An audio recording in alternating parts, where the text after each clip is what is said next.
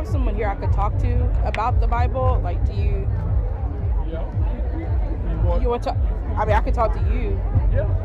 Okay, so like if somebody comes to your church and they say, I'm non-binary, like how would you guys respond to them with the Bible?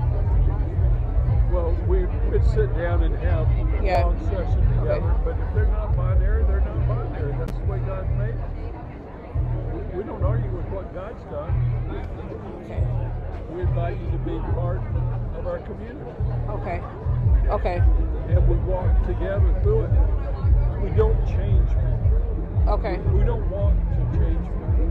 You say you don't want to change people? No. Okay. Yeah, we don't walk with people to change them. We walk with people that help them understand who they are. Okay. So what biblically would you point them to for that? Because that sounds like really beautiful.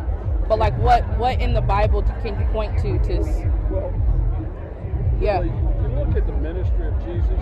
Oh, I see what you're saying. So because Jesus didn't like verbatim say like, oh, like same-sex relationships are sinful or but the Bible is his word, right? So Jesus is God and the Bible is the word of God. So even if he didn't say it explicitly, like he's given us, I mean, his boundaries for sexuality. So does he have to say it explicitly when it's already mentioned in his word? Well, what did he say to the woman who was called to the adultery?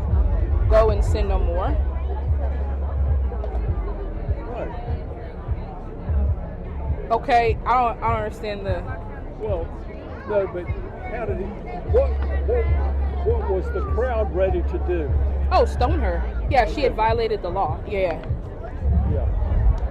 So, he's not calling us. Okay. He's not calling us in that direction. He's calling us to be with him, to be with God, to understand who we are, to be who he has created us to be. Not who he wants us to be, but who he has created us to be.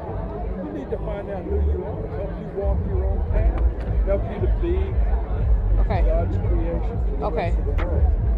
So in that, so the story with the woman who was caught in adultery, but he still told her to go sin no more. So he did say, it's not that he was just like, oh, you can do whatever you want to do, right? And if he created you a certain way, that means he would want you a certain way. So I'm trying to wrap my head around this logic.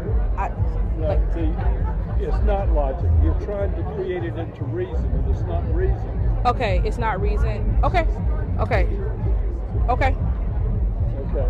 So we need to study and read together and understand the context of everything that has gone on and went before.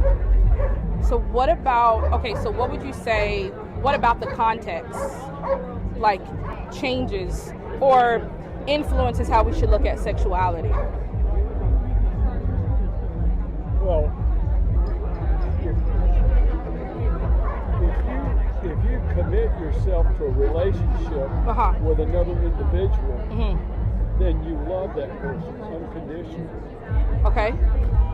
So you need to hold on to the relationships that you create and forgive. Okay, but what does that have to do with how we look at sexuality from a biblical perspective? Because I get that, but I guess what I'm trying to wrap my head around is how you biblically justify it. You don't have to biblically justify. You don't have to biblically justify. You don't have to biblically justify who you are.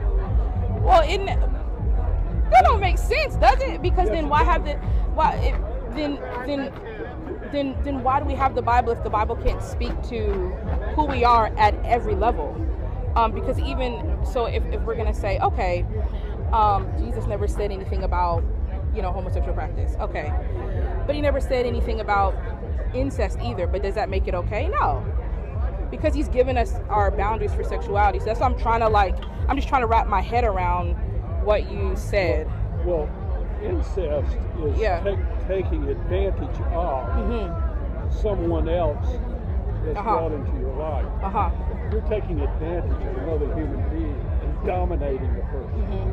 That's dominance.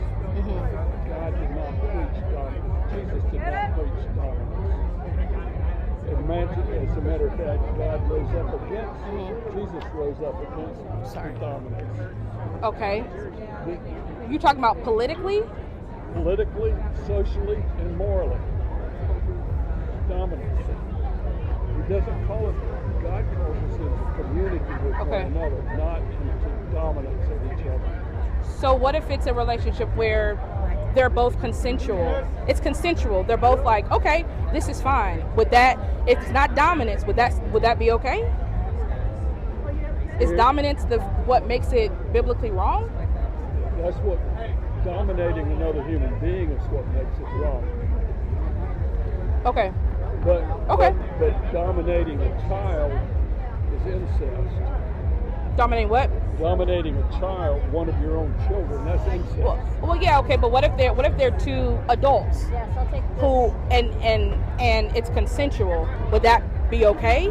Or is there a deeper principle there? Well, the deeper principle is God is calling you into community with another human being, not only for your own pleasure, but calling you in for communion, to